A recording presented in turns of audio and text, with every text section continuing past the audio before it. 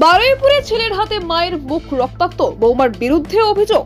চাঞ্চল্য ইন্দ্রপালা এলাকায়। দক্ষিণ 24 পরগনার বারুইপুরের ইন্দ্রপালা এলাকায় ঘটল চাঞ্চল্যকর ও মর্মান্তিক ঘটনা। বৃদ্ধা বিমলা দের অভিযোগ, বহুদিন ধরেই নিজের বড় ছেলে স্বপন দে এবং বৌমার অমানবিক অত্যাচারের শিকার হয়ে আসছেন।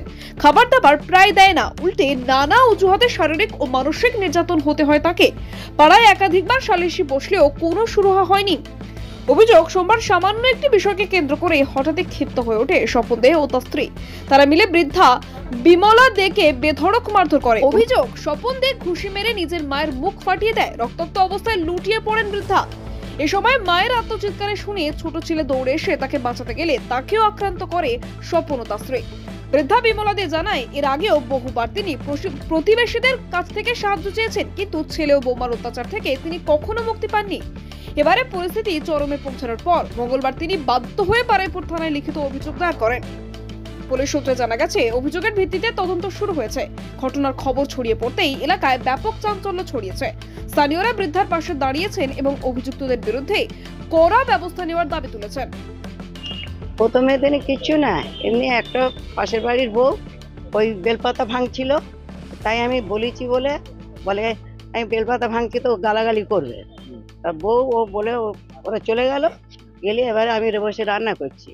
রান্না করবার পরে তেনে দেখি কি বউটা রয়েছে। আমি বলি, বাবারে বাবা, আমি এমন হয়েছি 15 দিন পরে বাড়ি আসি, 10 দিন পরে বাড়ি আসি, আর আমি লোকের গাল দিয়ে বেড়াই, তাহলে আমি কতক্ষণ আছি বাড়িতে? বলার পরে এবারে পাড়ায় গিয়ে বলে আসে বউ, ওই পাড়ায় গিয়ে বলে আসে বউ। আমি বলি, বাবা, আমি এমন খারাপ হয়ে গেছি, তাহলে আমার বাড়িতে কি করে তাহলে মানুষ টিকে থাকবে?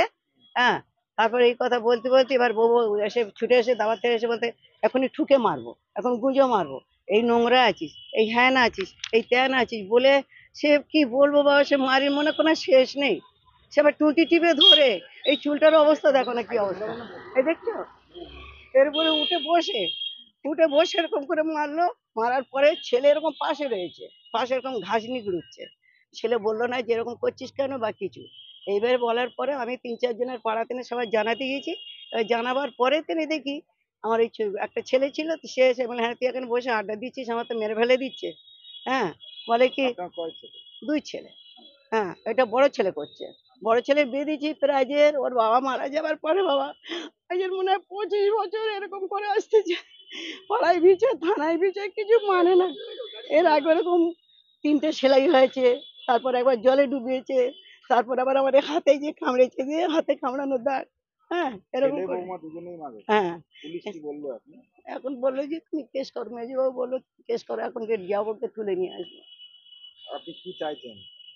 আমি ওই সাজা চাই, আমি শাসন চাই, বাড়ি আমার নামে বাবা। আমার মা দেখেছে বাড়ি কিনে, বাড়িতে থাকতে পারে না, আমি বাড়িতে দেখতেই পারি না। এমন হয়েছে, নিজের থেকে যা খুশি করবে, নিজের থেকে আমার কোনো এলাও নেই। ঘর নিজের মতন করছে, বাড়ি এরকম নিজের মতন করছে। বললি কি বলছে বাড়ি থেকে চলে যাওয়ার জন্য? হ্যাঁ, কি বলছে? তুমি এখানে থাকতে পারবে না, আমরা যা খুশি করবো। সম্পত্তি লিখে দিতে হবে, এইটাই ছাড়া আর কিছু নেই। তা ভাত দিই না, জল দিই না। যে ওর বাবা মারা গেছে যে 40 বছরের কাছে, ওর বাবা মারা গেছে 40 বছরের কাছে, তার পরের বছর আরো বিয়ে দিয়েছি, আর বিয়ে দেওয়ার 6 মাস। বারুইপুর থেকে জাহেদ মিস্ত্রির রিপোর্ট, ডিএন নিউজ বাংলা।